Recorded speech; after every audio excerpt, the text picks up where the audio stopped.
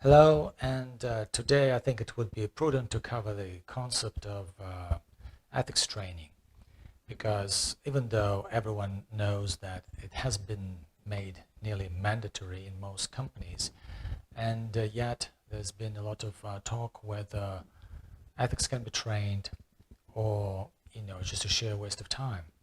Well, technically speaking, one of prominent psychologists like Lawrence Kohlberg, he stated that ethics could be taught through instruction, through practice, through repetition, and you definitely need certain ingredients for that.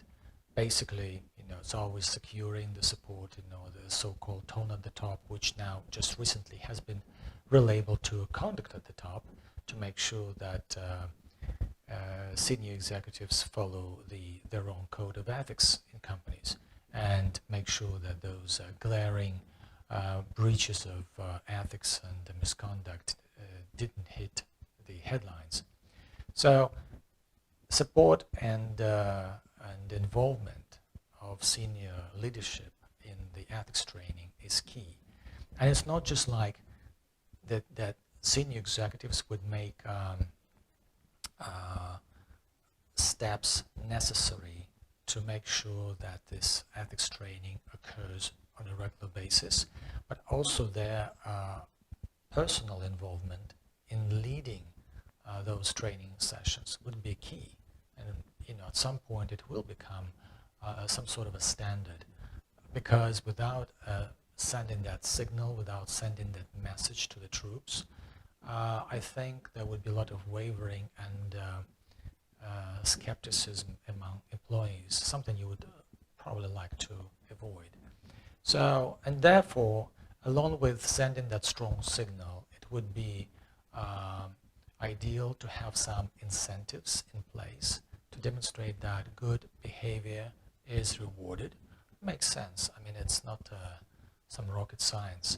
So, because one of those complaints that was shared by the DOJ was saying that, well, there's a paper compliance and total disconnect between the professed core values and the level of training provided to make sure those core values are lived by the company. So yes, definitely, to make sure that the stated values are reflected in the training, that makes perfect sense.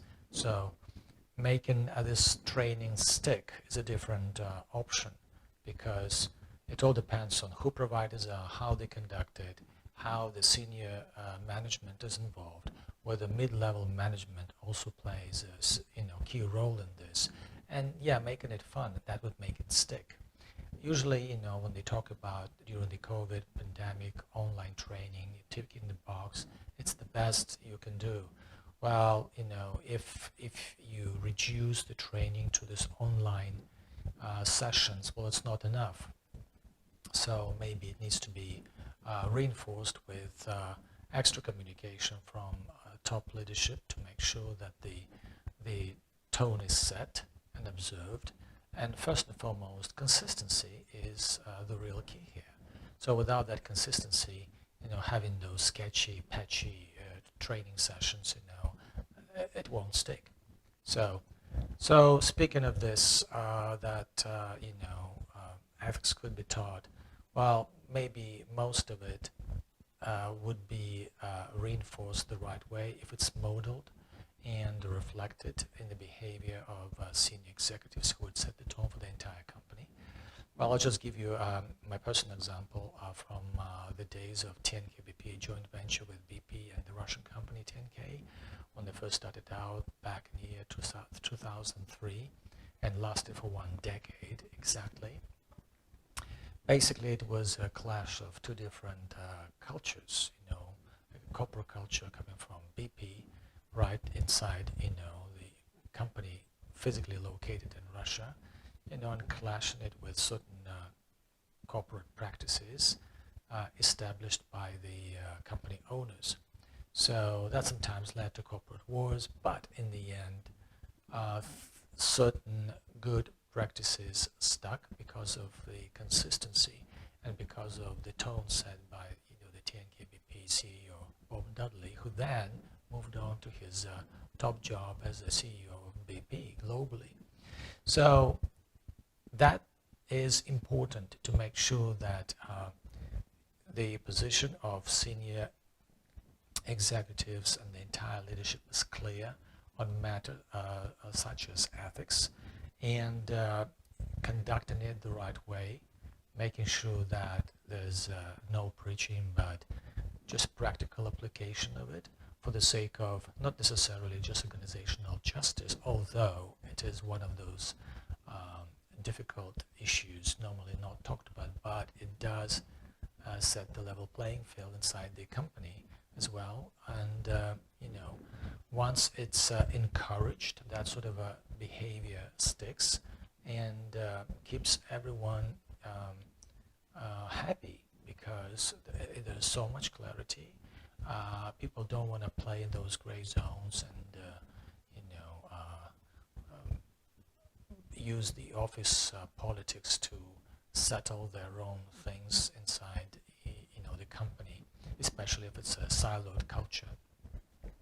So basically keeping this line of communication open, it's great if it's backed up by various platforms that allow for sustaining the speak up culture and whistleblower protection, among other things. But basically it's various channels of communication that keep it very confidential. That's really key, because without it, that would be very difficult to keep this entire training of ethics that would be contributing to the corporate culture or culture of compliance at the same time.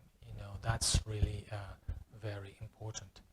Now, the way the training is conducted, it could be led by local managers or somebody in-house, as well as just getting outside providers, but just making sure that people could connect to the person who conducts the training, and it's actually modeled and adjusted with regard to the company's values and established practices.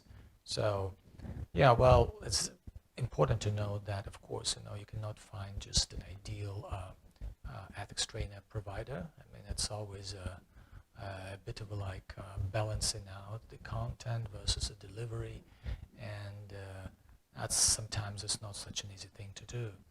But it would be ideal if senior management is involved in the process, because that actually sends the right message. And if the troops know that the top management went through the program, they would be more than happy to be part of this momentum. So there's no mystery around this ethics training. Practice and application in real life, it's a different story. How it happens and why it happens, and well, again, just the same example from the TNK-BP days. Yes, it was really difficult to make sure that some of the things stuck, but at the same time, over time, TNK-BP was viewed as one of the best companies to work for by anyone coming from the outside. So that says a lot. So I think ethics training can actually make a lot positive changes for any company that wants to really make sure that it's singled out for their best corporate culture, and it's worth striving for, and it's worth working towards for. So stay tuned, we'll talk about it some more.